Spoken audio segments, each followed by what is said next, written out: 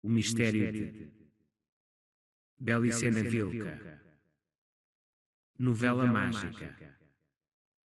Por Naimrod de Rosário. Coleção. Espada de Tarsis. O mistério de Belicena Vilca por Naimrod de Rosário, primeira edição argentina.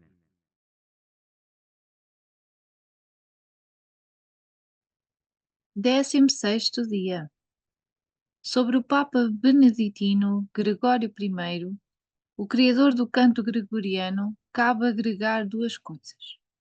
Uma é destacar que a pressão exercida sobre São Leandro para que influísse em Recaredo e conseguisse o ingresso massivo dos Golan na Espanha só deu por resultado que nos mosteiros já existentes se adotasse a Regula Monachorum.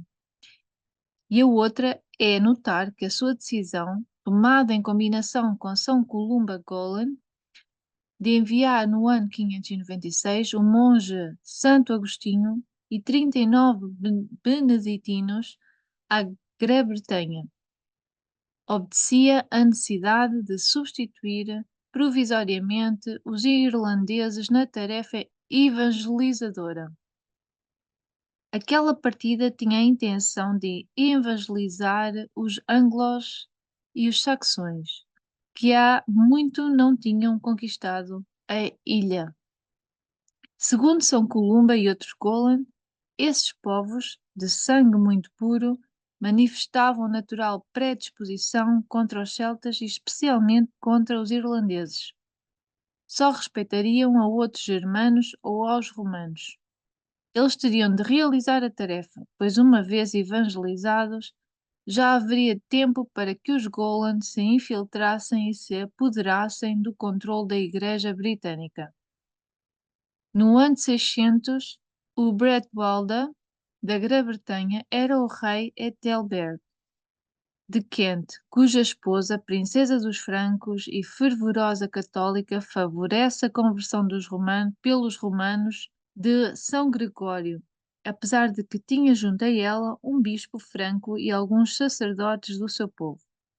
O êxito é grande. O rei e o povo batizam-se em Canterbury, se fundam um mosteiro beneditino com a hierarquia do bispado.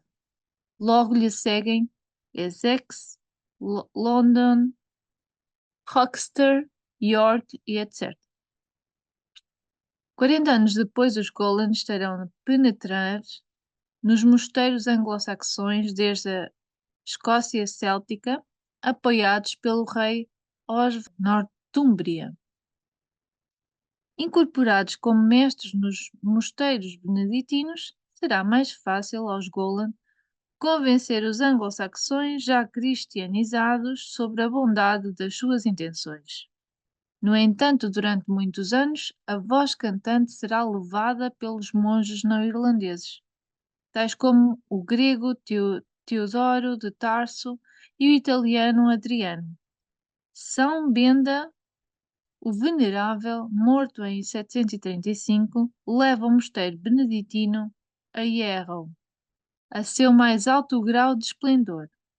Aulas onde se ensinam os mais variados ofícios, escolas religiosas, granjas monacais, cópia e tradução de documentos, instrução musical, etc. Dos mosteiros beneditinos anglo-saxões sairia uma inestimável ajuda para o plano dos Golan, na pessoa dos monges missionários britânicos, que seriam muito melhor recebidos que os irlandeses nos reinos germânicos, na Baviera, Turíngia, Hesse, Francónia, Frísia, Saxónia, Dinamarca, Suécia, Noruega, etc. Veriam passar por suas terras os monges anglo-saxões. O maior expoente dessa corrente inglesa beneditina foi, indubitavelmente, São Bonifácio. Procedia do convento beneditino de Nursling e o seu verdadeiro nome era Winfrid. O Papa Beneditino Gregório II concedeu-lhe o novo nome de Bonifácio no ano 718. junto com a sua missão de evangelizar os germanos.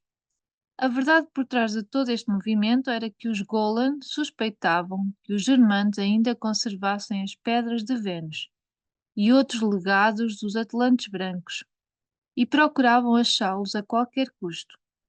Por isso, São Bonifácio, por exemplo, empenha-se em derrubar a antiquíssima árvore do deus Donar, em Geismar, em 722, tratando de encontrar a pedra que uma tradição germânica situava nas raízes da árvore. Mas esta não era uma tarefa fácil que o próprio Bonifácio tomasse em mãos. Para isso, contava com milhares de Golan beneditinos sobre as suas ordens. A famosa Pedra de Vênus dos Saxões, por exemplo, seria buscada durante 50 anos e custaria aos saxões, que ao final a perderam, milhares de vítimas atribuídas cinicamente aos esforços da cristianização. São Bonifácio não era, pois, um mero predicador, mas um grande executor dos planos da Fraternidade Branca. Os Arquigolan, ocultos nos monastérios, e os papas beneditinos revelaram-lhe estes planos na forma de diretivas que ele cumprirá fielmente.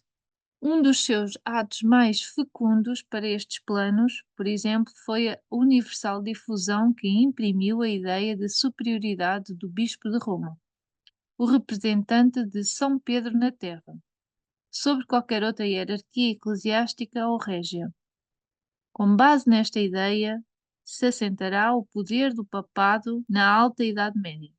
E o papado beneditino e Golan, estende-se, lhe responderá, em sequência, dotando-lhe de pálio arcebispal que lhe permitirá nomear os seus próprios bispos e completar a hierarquia dos seus sacerdotes. No ano 737, em Roma, recebe das mãos de Gregório III a máxima dignidade. Será legado papal na Alemanha e disporá de amplos poderes para atuar. Naquele tempo, a Alemanha incluía o Reino Franco, o mais poderoso da cristandade europeia. Pois bem, a nomeação de São Bonifácio tinha como objeto soltar as suas mãos para que levasse adiante um plano tão audaz como sinistro. No Império Romano do Oriente, o Império Bizantino, o patriarca da Igreja estava normalmente submetido à vontade do imperador. No Ocidente, seria necessário restabelecer o poder imperial, mas fundado numa relação de forças completamente inversa.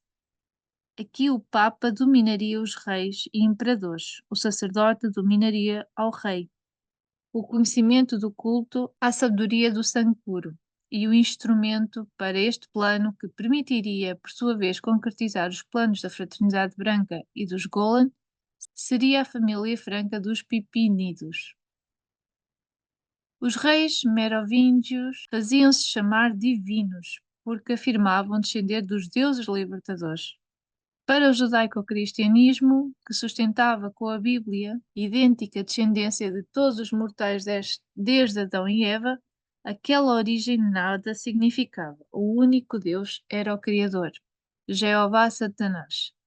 E ninguém podia clamar a sua linhagem. Fora do Criador judaico-cristão só existiam a superstição e os demónios. Assim, pois, era uma questão de princípios eliminar uns reis que não só declaravam ter herança divina, como afirmavam recordá-lo com o sangue. Essa vinculação entre realeza e divindade, muito popular entre os francos, era um obstáculo molesto para uns sacerdotes que pretendiam apresentar-se como os únicos representantes de Deus na Terra. Ao morrer Carlos Martel, em 741, sucederam-lhe seus filhos, Carlomano como major da Austrásia e Pipino como major da Neustria.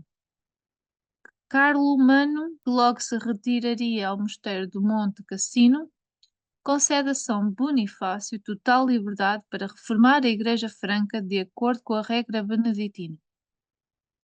Outro tanto fará Pipino. Em poucos anos, mediante uma série de sínodos que vão de 742 a 747, põe-se toda a Igreja Franca sob o controle da Ordem Beneditina. Carlomano e Pipino estão também dominados pela Ordem. São Bonifácio comunica a Pipino o plano dos Golan, com a aprovação do novo Papa Zacarias, destornar-se-á o rei Childrich III, o último dos divinos merovíngios. No seu lugar será eleito Pipino pelos grandes do reino e a sua nomeação estaria legitimada, analogamente ao Antigo Testamento, pelo consentimento do Papa e a unção de São Bonifácio. O pagamento do novo rei, por legitimar a sua usurpação, consistiria num inconsiderável saque, a criação dos Estados Pontifícios. Mas essa recompensa não cercearia em nada o poder do reino franco, pois não se constituiria às suas custas, mas às custas dos lombardos e bizantinos. Em efeito, o Papa solicitava, em pagamento da sua aliança com o rei Franco, uns territórios que deveriam ser previamente conquistados. Acertado o acordo, em novembro do ano de 751, o rei Charles III era confinado num mosteiro beneditino e pipino. O breve proclamado rei e ungido por São Bonifácio. Em 754, o rei Pipino e o Papa Estevão II reúnem-se em Pontian, onde firmam um tratado pelo qual os francos se comprometem doravante a proteger a Igreja Católica e a servir o trono de São Pedro. Deste modo, em 756, os francos doam a São Pedro Exarcado, Veneza, Ístria, a metade do reino longobardo e os ducados de Spoleto e Benevento. Com Pipino o Breve, inaugura-se a dinastia carolíngia, pedra fundamental na obra da Fraternidade Branca. Do exposto, vê-se com clareza que a corte e todos os resorts do Estado franco estavam dominados pela ordem beneditina. Não será difícil imaginar, então, em que classe de ambiente se educaria os seus netos e familiares, e quais as crenças que se lhe inculcariam sobre a antiga religião pagã dos germanos e os seus deuses ancestrais. Em vista disto, deve-se reconhecer que Carlos Magno fez todo o possível por se converter em judaico-cristão e cumprir com o plano dos Golan.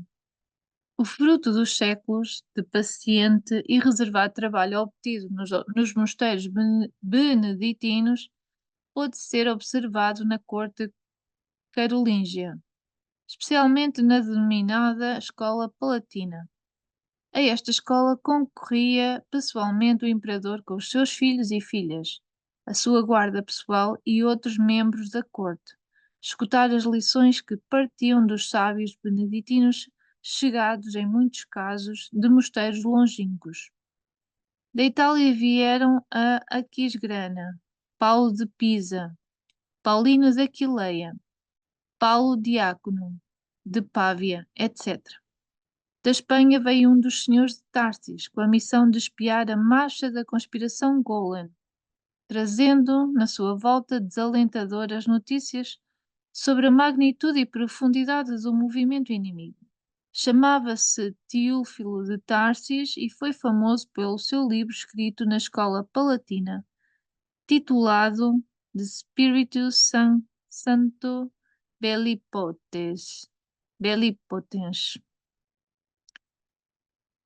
Não obstante essas procedências, a grande maioria dos mestres eram irlandeses e anglo-saxões, quer dizer, Golan, e sequazes de Golan.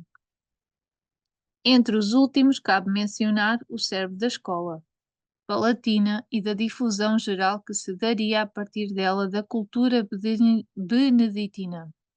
Refiro-me a Ulcuino de York, discípulo da escola de São Beda, o Venerável, que se incorpora à Escola Palatina em 781 e dirige entre 796 e 804. Datam de sua morte a escola do Mosteiro de São Martim de Tours. Sua escola palatina é o foco do chamado Renascimento carolíngio, ao que contribui eficazmente as suas obras de inspiração clássica e neoplatónica, e baseadas em conceitos de Prisciano, Donato, Isidoro, Beda, Boécio, tais como De Re Ratione Animae, ou os seus famosos manuais que regeram por séculos a educação europeia: gramática, de ortografia, de retórica, de dialética, etc. Da escola palatina saem as ideias para a Encíclita de Literis Colendis, cujas resoluções aprovadas por Carlos Magno tinham força de lei e ordenavam a criação, em todos os mosteiros e catedrais, de escolas para sacerdotes e leigos. Nelas deveria-se ensinar o trivium, o quadrivium, a filosofia e a teologia. O trivium e o quadrivium formavam as chamadas sete artes liberais. O trivium continha a gramática ou filologia, a retórica e a dialética, e o quadrivium, a astronomia, geometria, aritmética e música. Logo que o ensinamento de tais matérias estava a cargo dos monges beneditinos, que se haviam preparado para isso por 200 anos e eram os únicos que dispunham de suficientes mestres e material clássico com o qual cumprir a ordem real, que eles mesmos haviam inspirado. E os beneditinos Golan tinham bem claro como deviam educar as mentes europeias, para que em tempos por vir se experimentasse a imperiosa necessidade do templo local. Então o colégio de construtores Golan, que pronto se poria em marcha, levantaria templos de pedra nunca vistos, catedrais magníficas, construções que eram na verdade máquinas de pedra de tecnologia atlante, morena, e cuja função apontaria a transmutar a mente do crente e ajudá-la ao arquétipo coletivo da raça hebreia e do Jesus Cristo arquetípico. Alcuino, que se fazia chamar Flaco, em honra do poeta latino Horácio, dirigia os círculos culturais beneditinos Golan que rodeavam o imperador. Em tais cenáculos, respirava-se um ar bíblico e judaico muito intenso. O próprio Carlos Magno exigia ser chamado Davi e seu fiel conselheiro Eginardo, por exemplo, pedia que se lhe nomeasse Bezalel, pelo construtor do tabernáculo no Templo de Jerusalém. E neste especial microclima, ambientado pelos beneditinos Golan, ao imperador e seus principais colaboradores da nobreza franca, ia-lhes lavando lentamente o cérebro e se lhes condicionava para adotar o ponto de vista Golan sobre a ordem do mundo. Para preservar essa ordem, por exemplo, deveria-se erradicar o paganismo e impor mundialmente o judaico-cristianismo. Isso era o bem, o que mandava a lei de Deus e o que subscrevia o representante de São Pedro. Não importava se para esse bem se devesse destruir povos irmãos. Deus perdoaria aos seus todo o feito em seu nome. Os Golan condicionavam assim a mente do imperador porque necessitavam de um novo Perseu, um herói que cumprisse com a sentença do extermínio que pesava sobre o povo de sangue puro dos saxões, e lhes permitisse roubar a sua pedra de Vênus. Pelo menos o povo Perseu dos cartagineses, que destruíra Tartessos 1000 anos antes, pertencia a outra raça. O crime de Carlos Magno e os seus francos é inestimavelmente maior, pois não conforma com apoiar militarmente a ofensiva iniciada por São Bonifácio contra a sabedoria hiperbórea dos saxões, empreendeu ele mesmo a tarefa de exterminar a nobreza saxã, irmã próxima do sangue franco. Os saxões foram um dos últimos povos do Ocidente que se mantiveram ininterruptamente fiel ao pacto de sangue e aos deuses libertadores. Segundo eles acreditavam, os atlantes brancos tinham-lhes encomendado a missão de proteger um grande segredo da raça branca, que caíra do céu sobre a Alemanha há milhares de anos, durante a Batalha da Atlântida. Aquele segredo estava especificamente mencionado no mito de Nabutan, a quem os saxões chamavam Vutan, como o anel da chave Kalachakra, onde os deuses traidores tinham gravado o signo da origem. Freya Perdiz o teve de soltar antes de penetrar no moribundo Nabutan, e a sua queda produziu-se, segundo a sabedoria dos saxões, sobre a Alemanha. Concretamente, tinha caído sobre as rochas do Exterstein, uma montanha que se acha no centro do bosque Teutoburger Wald. De acordo com o que sustentavam os saxões, o anel tocou as rochas no momento em que Nabutan ressuscitava e adquiria a sabedoria da língua dos pássaros. Isto produziu que o signo da origem se decompusesse das 13 mais 3 verunas, ou runas, e que estas se plasmassem para sempre nas rochas do Exterstein. Sobre uma delas, a mais proeminente, qualquer um que possua linhagem espiritual poderá ver, por exemplo, a veruna mais sagrada para os atlantes brancos, a que representa o grande chefe Navutan, quer dizer, a runa Odal. Mas os saxões não só conheciam, nessa data tardia do século VIII, as verunas de Navutan, mas que tinham conseguido conservar, assim como os senhores de Tarsis, a sua pedra de Vênus. No cume de Exterstein erguia-se desde tempos imemoriais a Universalis Coluna Irminsul, um pilar de madeira que representava a árvore do terror, onde se havia autocrucificado Nabutan para conhecer o segredo da morte. Este santuário era venerado pelos germanos desde tempos remotos, e para evitar a sua profanação por parte dos romanos, no ano 9, o líder querusco Armínio ou Herminerides aniquilou o exército do general Públio Quintílio Varo, composto por 20.000 legionários, nas proximidades de Teutoburger. Varo e os principais oficiais suicidaram-se logo do desastre. Igual sorte não teria os heróicos saxões 760 anos depois frente a um inimigo esmagadoramente superior e que abrigava uma intolerância irracional semelhante à que Amílcar Barca tinha pelos tartésios. Claro que por trás dessa intolerância de Carlos Magno deve-se ver como, no caso de Amílcar, as mãos dos Golan, a necessidade artificial plantada na cabeça daqueles generais de cumprir a sentença de extermínio. O pecado dos saxões era este: ocuparam o bosque e se entregaram com tal empenho na sua missão que impediram por séculos que os Golan pudessem aproximar-se deste Exterstein.